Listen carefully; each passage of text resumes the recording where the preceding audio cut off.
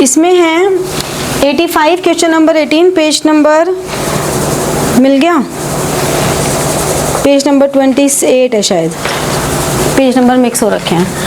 हाँ, value of output from the following data. हमारे पास subsidies हैं, इंटरमीडिएट कंजम्पशन है, नेट एडिशन टू स्टॉक है, डिप्रिसिएशन है, एक्साइज ड्यूटी है, एनडीपीएट फैक्टर कॉस्ट है। हमें ये तो समझ में आ गया कि यहाँ पे वैल्यू एडिड मेथड की बात हो रही है। तो हम वैल्यू एडिड मेथड का जो जीडीपीएट एमपी है पहले उस पर आएंगे। NDP at factor cost plus depreciation plus NIT 250 plus 30, NIT is indirect taxes यानी कि एक्साइज ड्यूटी 20 माइनस सब्सिडीज। तो ये कितना हो गया 280 290 हो गया। ये ध्यान रखना कि क्वेश्चन में लैक्स लिखा है तो लैक्स लिखना है, करोड़ लिखा तो करोड़ लिखना है।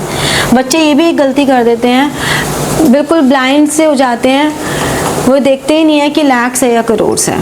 तो इस चीज़ का भी ध्यान रखना। अब हमें जीडीपी का दूसरा फॉर्मूला क्या होता है, value of output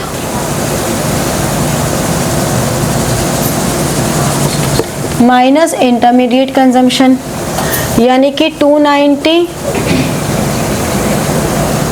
value of output minus intermediate consumption 150। ठीक है, तो कितना हो गया वैल्यू ऑफ आउटपुट,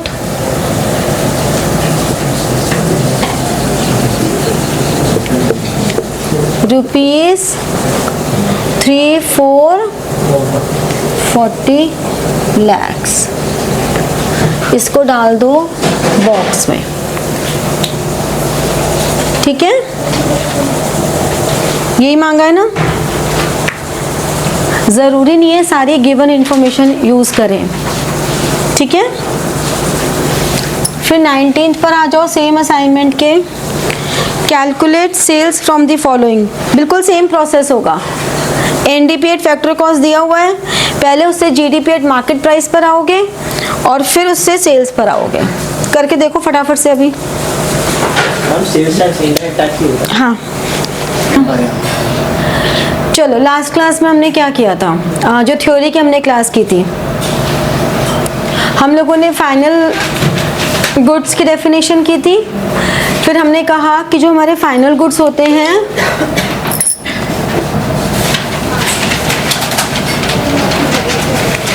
वो हमारे लिए एक होते हैं कंज्यूमर गुड्स और एक होते हैं कैपिटल गुड्स। यही हमने किया था। और इसके आगे और क्या किया था हमने, हमारे कंज्यूमर गुड्स भी ड्यूरेबल नॉन ड्यूरेबल हो सकते हैं और कैपिटल गुड्स तो ड्यूरेबल ही होते हैं, जबकि कंज्यूमर गुड्स हमारे ड्यूरेबल एंड नॉन ड्यूरेबल दोनों हो सकते हैं। जैसे कि ये जो कपड़े हैं ये नॉन ड्यूरेबल हैं, ठीक है ना। आप लोग जो खाना खाते हो वो नॉन ड्यूरेबल है, ठीक है। लेकिन घर में फैन, एसी, सोफा, फर्नीचर जो कुछ भी है वो ड्यूरेबल गुड्स हैं, वॉशिंग मशीन। तो ये कंज्यूमर गुड्स भी हैं और ड्यूरेबल गुड्स भी हैं, ठीक है।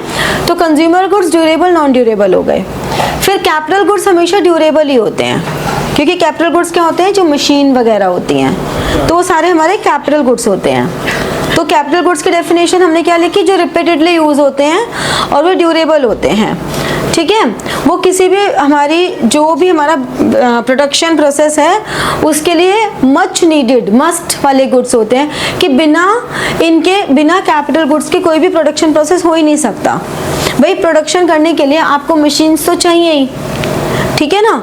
तो वो हमारे लिए ड्यूरेबल गुड्स हैं, मच नीडेड हैं, डेप्रिशिएट होते हैं। तो कैपिटल गुड्स के फीचर्स क्या क्या हो गए, कि ड्यूरेबल हैं, सब्जेक्ट टू डेप्रिसिएशन है, much needed for production process है, इसके बिना प्रोडक्शन प्रोसेस पॉसिबल ही नहीं है, ठीक है ना। और नेवर मर्ज्ड विद मटेरियल, कभी भी मटेरियल तो मर्ज हो जाता है ना, सारा मटेरियल खत्म हो जाता है। तो जो हमारे प्रोड्यूसर गुड्स होते हैं, प्रोड्यूसर गुड्स भी हमारे दो तरह के होते हैं, एक ड्यूरेबल, एक नॉन ड्यूरेबल।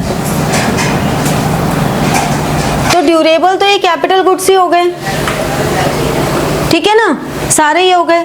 नॉन ड्यूरेबल क्या हो गया, रॉ मटेरियल, ये नॉन ड्यूरेबल हो गया, ठीक है। या गुड्स परचेस्ड फॉर रीसेल, ये नॉन ड्यूरेबल हो गया। जो हमने रीसेल के लिए खरीदा है वो नॉन ड्यूरेबल है, क्योंकि उन्हें खरीदना और बेचना है, वो नॉन ड्यूरेबल हो गया। तो इसलिए जितने भी कैपिटल गुड्स हैं ये हमारे कैपिटल गुड्स हैं और ये हमारे प्रोड्यूसर गुड्स हैं। हम क्या कह सकते हैं, हम कह सकते हैं कि all capital goods are producer goods.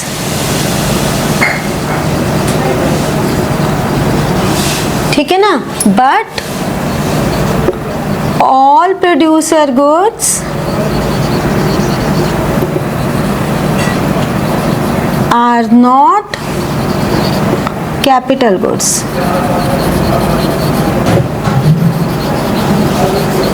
समझ में आई ये बात? ये बात क्लियर हुई?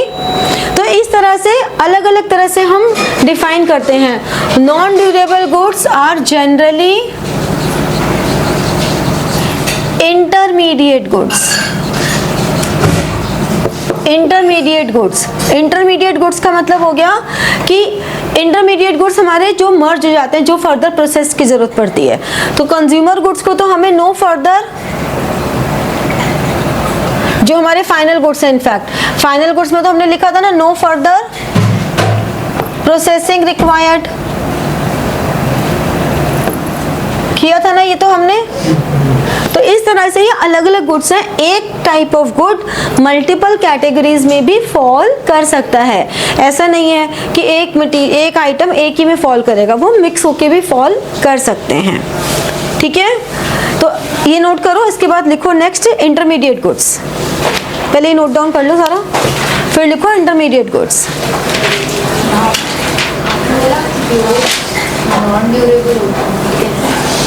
ड्यूरेबल दोनों होते हैं, बहुत दिन तक थोड़ा रहेंगे, खत्म हो जाएंगे, कुछ दिनों बाद खराब हो जाएंगे। ये बात और है कि हम लोग इतने अच्छे हैं कि हम अपनी 25 साल पुरानी साड़ी भी संभाल के रख लेते हैं, but that is not durable goods. वो हमारी एफिशिएंसी है कि हम इतने साल 20-20, 25-25 साल, पता लगता है दादी ने अपनी शादी की साड़ी निकाल के दी 50 साल 60 साल पहले की, तो दैट डजंट मीन कि वो ड्यूरेबल गुड्स हैं, नॉन ड्यूरेबल ही होते हैं। ये प्रोड्यूसर गुड्स और कंज्यूमर गुड्स सेम है क्या दोनों में? अभी तो मैंने बोला कि सेम नहीं होते। ये तो कंज्यूमर गुड्स है जो कंज्यूमर को फाइनल सेटिस्फेक्शन के लिए दे रहा है, ये तो फाइनल सेटिस्फेक्शन है कंज्यूमर का। प्रोड्यूसर गुड्स वो है जो प्रोडक्शन प्रोसेस में हेल्प कर रहे हैं, हेल्प्स इन प्रोडक्शन। कैसे सेम हो सकते हैं? कहीं से भी सेम नहीं हो सकते, कोई कैरेक्टरिस्टिक सेम नहीं है। मैंने ये बोला कि कंज्यूमर गुड्स भी ड्यूरेबल नॉन ड्यूरेबल हो सकते हैं, प्रोड्यूसर गुड्स भी ड्यूरेबल नॉन ड्यूरेबल हो सकते हैं। अब आपने कैपिटल गुड्स में लिखा है कि they are subject to depreciation, पर हाँ। अगर लाइक कोई गुड सब्जेक्ट टू डेप्रिसिएशन वो ड्यूरेबल कैसे है? डेप्रिसिएशन का मतलब ये है कि उसकी वैल्यू तो कम हो ही जाती है ना। कोई मशीनरी है, उसकी 10 साल में वैल्यू तो कम होगी बाय रेगुलर यूसेज, तो ड्यूरेबल तो है। ड्यूरेबल का ये मतलब नहीं है कि वो बस कभी ख़राब होगा ही नहीं। ड्यूरेबल का मतलब ये है कि वो आज जैसा है, जैसे कि ये एसी है, ये ड्यूरेबल गुड है। ये हो सकता है 10 साल पहले और अब में इसकी एफिशिएंसी में थोड़ी कमी आ जाए, बट ऐसे ही रहना है। कंज्यूम करोगे तो वैसे तो कुछ नहीं होना ना, तो ड्यूरेबल है। लेकिन ये मार्कर ये नॉन ड्यूरेबल है, ख़त्म होंगे मैं फिर से इंक भर के यूज़ कर लूँगी, बट है तो नॉन ड्यूरेबल। ऐसे अगर आप मार्कर में इन भर के फिर से यूज़ कर सकते हो तो ड्यूरेबल हुआ ना? ड्यूरेबल नहीं है, एक पॉइंट पे इसकी लाइफ ख़त्म है कुछ टाइम में। अच्छा, जिसकी लाइफ खत्म हो सकती है that is- लाइफ सबकी ख़त्म हो सकती है, इसलिए उस चीज़ को ऐसे मत रटो। सिंपल सी बात है, ड्यूरेबल का मतलब जो बहुत टाइम तक लगातार चलता है इन द सेम कंडीशन, और नॉन ड्यूरेबल जो कि बहुत टाइम तक सेम कंडीशन पे नहीं चलता। सेम कंडीशन होगा। हाँ, मतलब इसमें थोड़ा सा लॉजिक्स अपने आप सराउंडिंग में देखोगे तुम्हें समझ में आएगा। जैसे ये DSLR है, ये ड्यूरेबल है, क्योंकि ये सेम कंडीशन में चले जा रहा है, लेकिन जो हमारा किचन में ग्रॉसरी है वो नॉन ड्यूरेबल है, खा के ख़त्म कर देंगे हम उसे।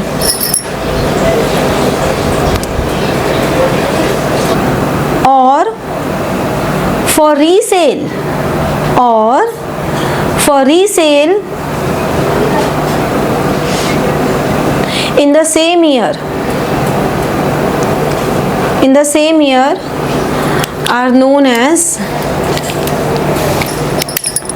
intermediate goods.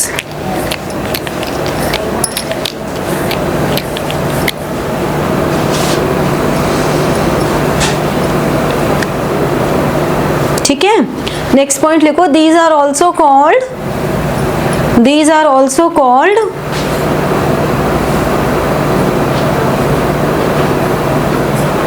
इंटरमीडिएट कॉस्ट और इंटरमीडिएट एक्सपेंडिचर।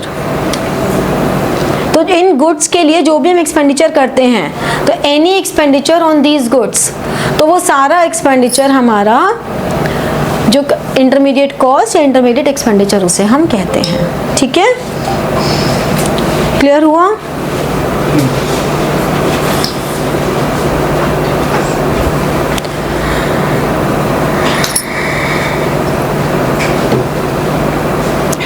नेक्स्ट हेडिंग डालो,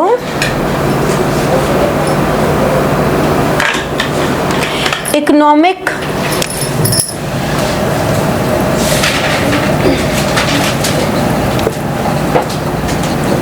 या डोमेस्टिक टेरिटरी। इकोनॉमिक और domestic territory of a country. किसी भी कंट्री की इकोनॉमिक या डोमेस्टिक टेरिटरी क्या होती है? जो हमारी ज्योग्राफिकल टेरिटरी है वो तो है ही। तो इसमें लिखो फर्स्ट पॉइंट, इस हेडिंग में फर्स्ट पॉइंट लिखो, according to the United Nations, according to the United Nations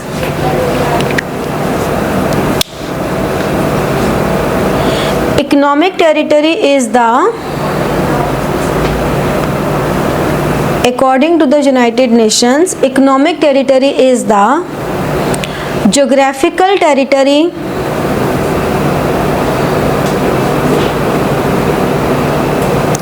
administered by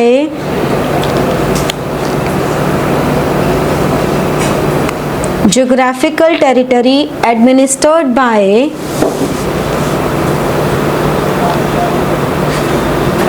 a government, administered by a government। मैं रिपीट कर देती हूँ यहाँ तक का, according to United Nations, economic territory is the geographical territory administered by a government within which persons, goods and capital circulate freely, circulate freely।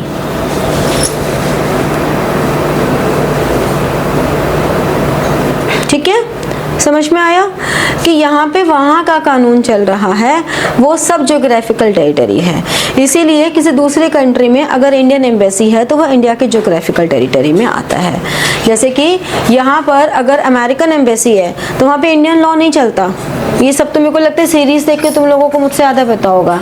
सारी series में यही तो होता है, अगर मान लो किसी एम्बेसी के टेरिटरी में कोई कुछ किसी का खून हो गया, कत्ल हो गया, तो वहाँ पे उस कंट्री का लॉ चलेगा, हमारी कंट्री का लॉ नहीं चलता, है ना, क्योंकि वो जो एम्बेसी वाला पोर्शन है वो उनका ज्योग्राफिकल टेरिटरी है। तो बड़े सारी इस पर तो सीरीज वीरीज बड़ी बनी हुई हैं, तो मेरे ख्याल से मुझसे ज़्यादा तुम लोगों को कोई नॉलेज होगी, है ना? नहीं है? इतने तो शरीफ नहीं हो। चलो सेकंड पॉइंट लिखो, those part of political frontiers।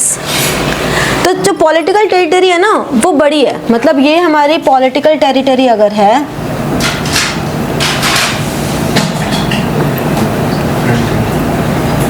ये अगर पॉलिटिकल टेरिटरी है तो ये हमारी इकोनॉमिक है, क्योंकि पॉलिटिकल टेरिटरी वो होती है जहां पर भी आपको अपनी कंट्री के वोटिंग राइट्स भी हैं। जैसे कि कोई इंडियन है वो बाहर रह रहा है तो वो पॉलिटिकल टेरिटरी में तो आएगा, मतलब उसके पास पॉलिटिकल राइट्स हैं, अपने वोट्स देने के राइट हैं, लेकिन वो रह किसी और के इकोनॉमिक टेरिटरी में रहा है। या हमारे यहाँ पे मान लो कोई दूसरी कंट्री की ब्रांच है, मान लो कोई बैंक है, फॉरेन बैंक, उसकी ब्रांच हमारी यहाँ है, तो वो हमारी ज्योग्राफिकल टेरिटरी में है, लेकिन उसका जो पॉलिटिकल पर्सपेक्टिव है वो उस कंट्री से बिलोंग करता है। इसीलिए वो जो यहाँ पे इनकम अर्न करेगी वो हमारी इनकम में काउंट होगी, क्योंकि वो हमारे यहाँ पर काउंट आ रही है इनकम। समझे? लिख लो, लिखने से और जल्दी समझ में आएगा। क्या लिखा है अभी तुमने? Those part of political frontiers of a country where government does not enjoy these freedoms are deemed to be outside the economic territory।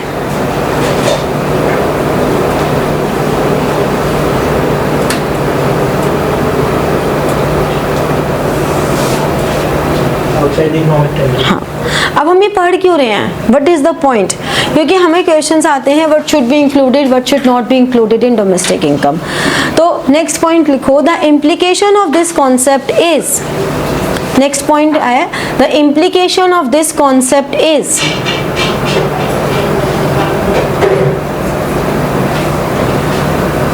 that the implication of this concept is that income generated within economic territory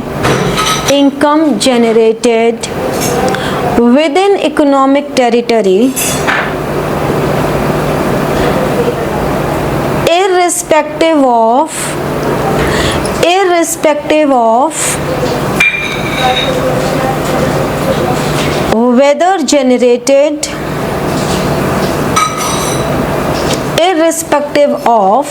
whether generated by resident or foreigner,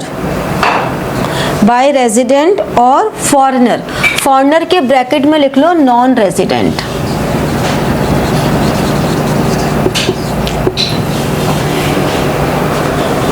during a year is called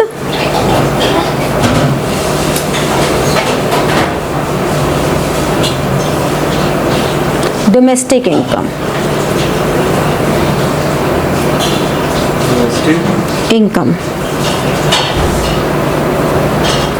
ठीक है, समझ में आ गया यहाँ तक? ये बहुत important concept है, क्योंकि तुम्हारे आगे का जो थियोरेटिकल आते हैं, जो एमसीक्यूज आते हैं, वो बहुत कुछ इसी कॉन्सेप्ट पे बेस्ड हैं, तो ये बहुत इंपॉर्टेंट है। नेक्स्ट पॉइंट लिखो, इट मत लिखो, डोमेस्टिक और economic territory also includes, domestic और economic territory also includes. First point ऐसे करके पॉइंट्स लिखना। First point,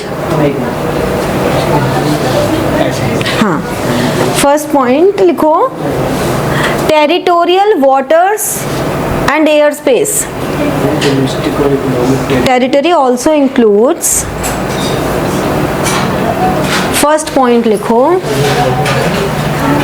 territorial waters and air space. तुम्हें ये पता है ना कि चाहे ओशन है, जितने भी ओशन है, उन सब ओशन में हर कंट्री का अपना अपना एक स्पेस होता है। इवन एयर स्पेस भी हर एक कंट्री का होता है, ये बात तो पता है ना। तो वो उस वाले एयर स्पेस या वाटर स्पेस भी टेरिटोरियल में ही इंक्लूड होता है। सेकंड पॉइंट लिखो, ships and aircrafts, ships and aircrafts owned and operated by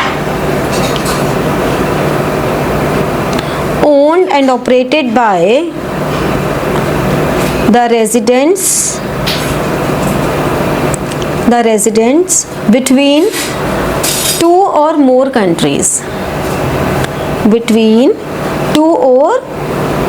countries, जैसे कि मान लो इंडियन एयरप्लेन है, अब वो इंडिया और यूके के बीच में चल रहा है, तो है तो वो इंडियन एयरप्लेन, ठीक है।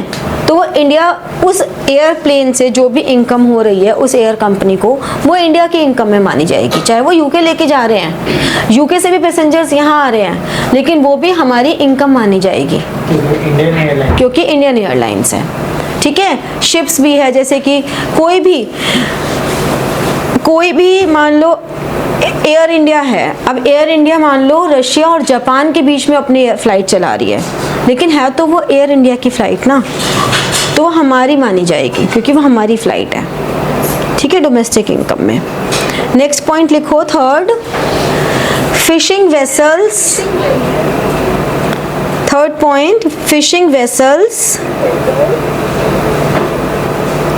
Oil and natural gas rigs, oil, fishing vessels, oil, हाँ comma, oil and natural gas rigs,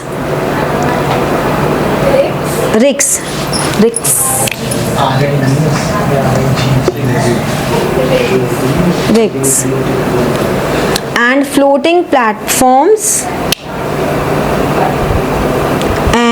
floating platforms operated by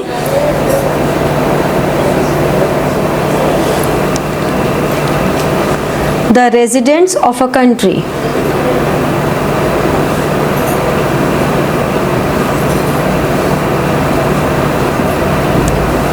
In the international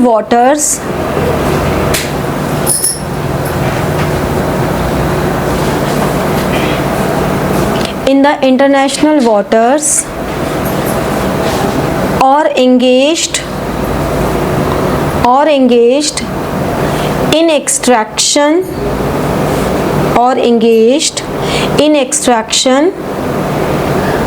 in areas where the country has exclusive right of operation. The country has exclusive rights of operation. ठीक है, क्या लिखा था? Last वाला sentence समझ में आया? क्या, कौन सी भाषा लिखी है? बेसिकली ये भी यही कह रहा है कि जो हमारे एयर स्पेस भी है, चाहे हमारा वाटर स्पेस है, इवन जो हमारे अंडरग्राउंड में भी जो पेट्रोलियम ये सब निकलता है, वो भी हमारी डोमेस्टिक टेरिटरी में ही आता है, ठीक है, जहाँ पर भी हमारे डोमेस्टिक राइट्स हैं। नेक्स्ट पॉइंट लिख लो, एम्बेसीज। इसके बाद next point, embassies and military establishment of a country. Embassies and military establishments of the country located abroad.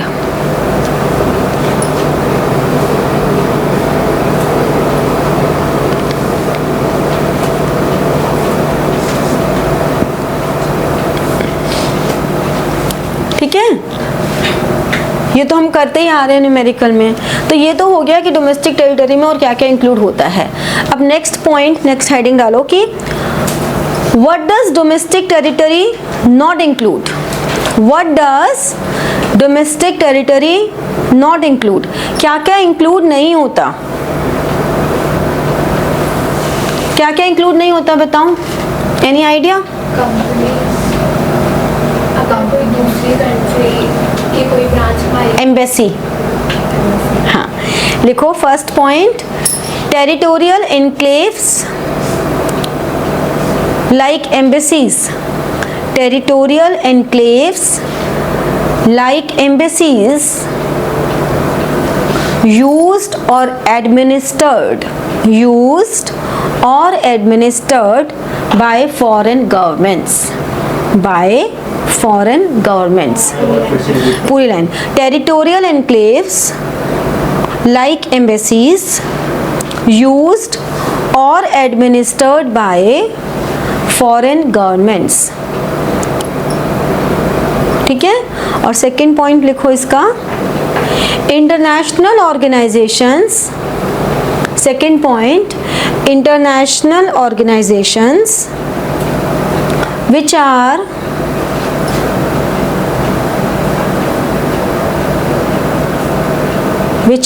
physically located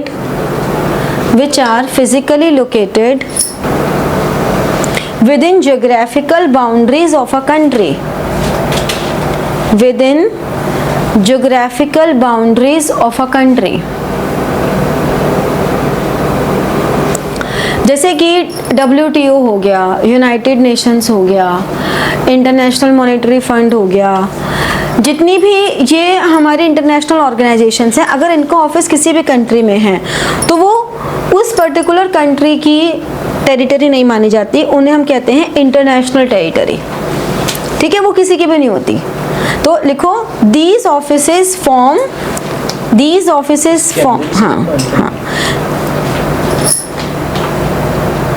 these या their offices form part of international territory,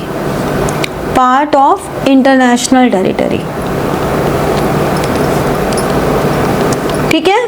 तो अगर international territory पूछा जाएगा तो कौन से होते हैं, जितने भी हमारे इंटरनेशनल ऑर्गेनाइजेशंस हैं, वो इंटरनेशनल ऑर्गेनाइजेशंस के जो भी ऑफिसेज हैं वो सब इंटरनेशनल टेरिटरी में आते हैं, वो किसी स्पेसिफिक कंट्री की टेरिटरी में नहीं आते। ठीक है, समझ में आया? नेक्स्ट हेडिंग डालो, रेजिडेंट ऑफ अ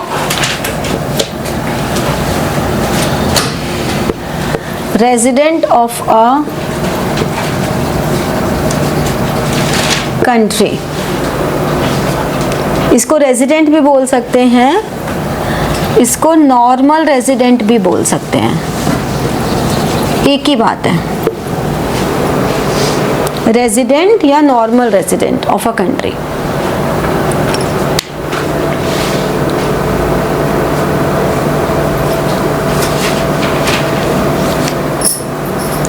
अब ये रेजिडेंट क्यों पढ़ रहे हैं हम? क्योंकि हम हैं इसलिए पढ़ रहे हैं। क्योंकि किसी भी इकोनॉमी की जो नेशनल इनकम है वो होती है total factor income earn by all the residents of a country. ठीक है, लिखो सबसे पहला point, national income is defined as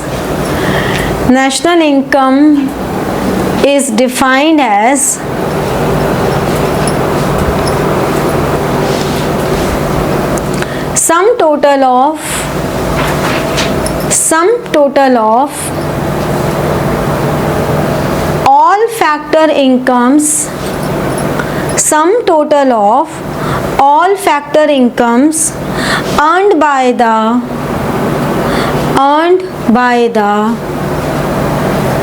normal residents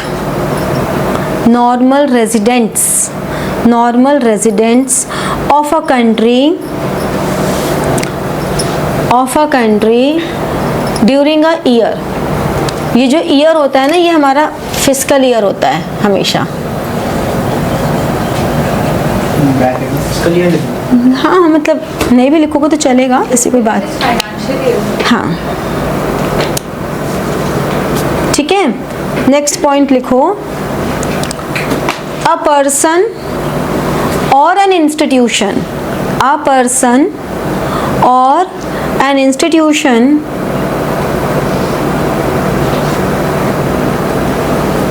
who ordinarily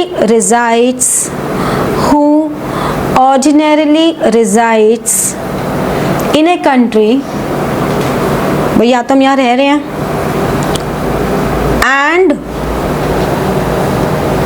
and whose center of economic interest,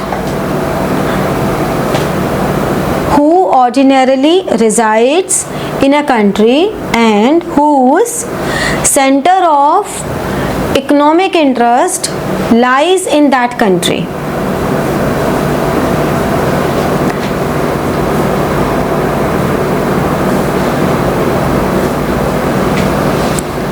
Is called resident.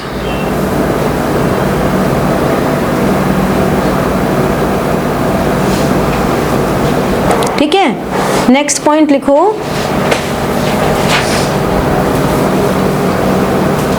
for a normal resident,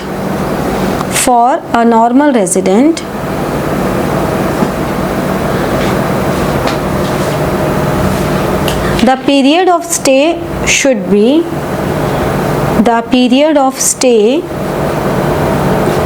be at least 1 year.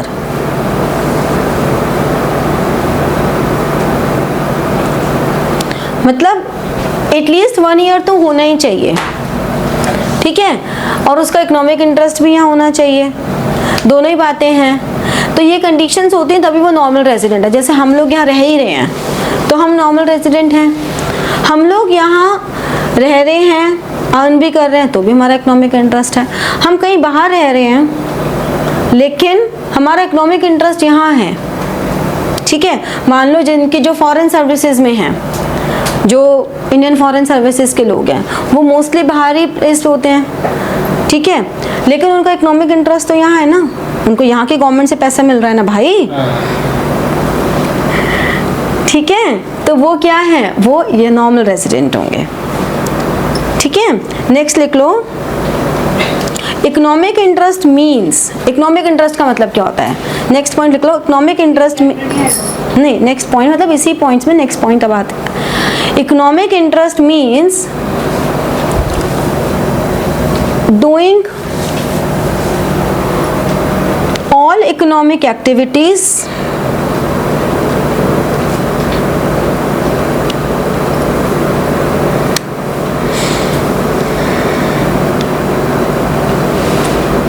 of earning,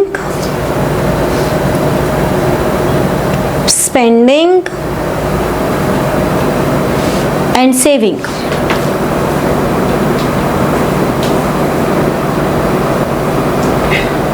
समझे, जब आप earn कर रहे हो आप उसे खर्च भी कर रहे हो, आप उसे सेव भी कर रहे हो, सब यही कर रहे हो, तो आप नॉर्मल रेजिडेंट हो।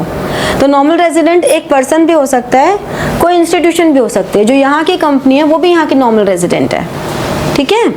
फिर नेक्स्ट पॉइंट लिखो, it includes both citizen and non citizen. It includes both citizens and non-citizens. अगर कोई नॉन सिटीजन जो फॉरेनर है वो यहाँ पे 1 साल से ज़्यादा रह गया तो यानी कि वो भी यहाँ का रेजिडेंट है, सिटीजनशिप नहीं मिली उसे यहाँ की, लेकिन वो यहाँ का रेजिडेंट तो बन गया, ठीक है ना, तो वो रेजिडेंट है। जैसे NRIs भी होते हैं, NRIs कौन है, NRIs जो हमारे नॉन रेजिडेंट इंडियन है, तो वो बाहर रह रहे हैं, बाहर अर्न कर रहे हैं, तो वो वहाँ के नॉन रेजिडेंट हो गए, वहाँ के रेजिडेंट हो गए, यहाँ के नॉन रेजिडेंट हो गए, ठीक है ना। तो रेजिडेंट और सिटीजनशिप में कभी कंफ्यूज मत होना, एक पर्सन रेजिडेंट हो सकता है, ज़रूरी नहीं है वो सिटीजन भी हो, ठीक है, समझ में आ रहा है, समझ में आ रहा है। नेक्स्ट पॉइंट लिखो, international bodies like world bank, WHO, IMF, WHO की फुल फॉर्म क्या होती है, और IMF की फंड, ठीक है। IMF are not considered residents of the country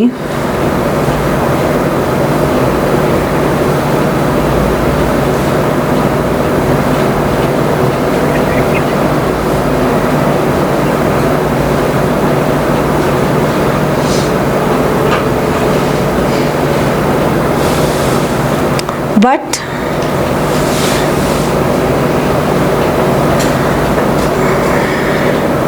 the staff working with these organizations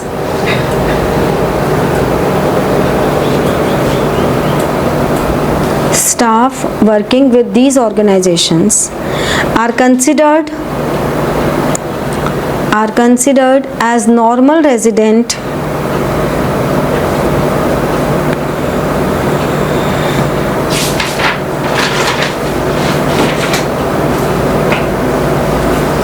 of the country in which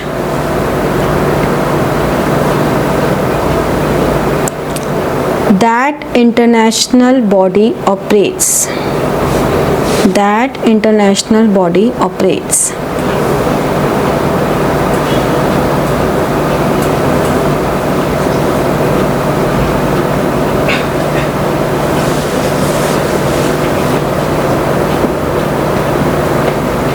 अब मान लो यहाँ पे अमेरिकन एम्बेसी है इंडिया में अमेरिकन एम्बेसी है, तो इकोनॉमिक टेरिटरी तो अमेरिका की हो गई।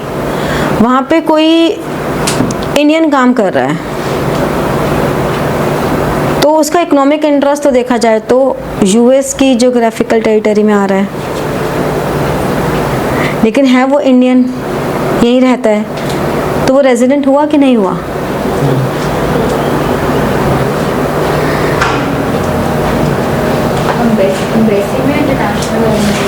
भाई अमेरिकन एम्बेसी है तो उसकी ज्योग्राफिकल टेरिटरी हो गई ना, वो तो वो वहाँ पे काम कर रहा है, तो भाई वो काम वहाँ कर रहा है, उसका इकोनॉमिक इंटरेस्ट वहाँ है, लेकिन रेजिडेंट तो यहीं का होगा, रह तो वापस तो घर अपने आता है कि नहीं आता? एम्बेसीज में थोड़ा रहता है, घर तो अपने आ रहा है ना, तो रह तो वो इंडिया में रहा है, काम वहाँ पे कर रहा है, तो क्या हो गया?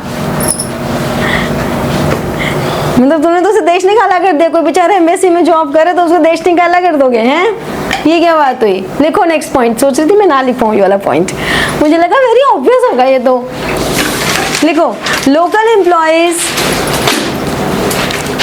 Employees working in foreign embassies,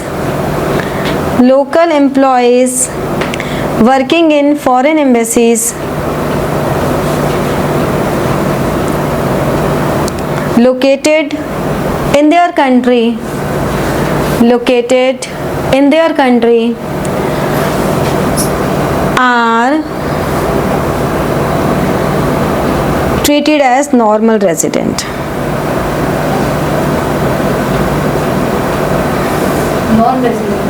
Normal resident.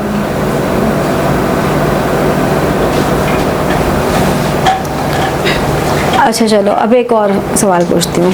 हमारे इंडियन आर्मी है, इंडियन आर्मी हमारी नेपाल बॉर्डर पे, पाकिस्तान बॉर्डर पे खड़ी है।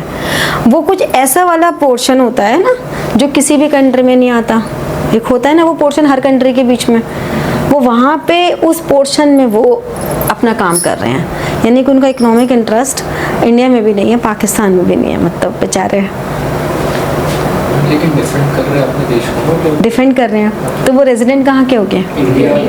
थैंक यू, नहीं लिखवा रही अब। ठीक है, फिर हो गया, फिर तो बस यही लास्ट पॉइंट था।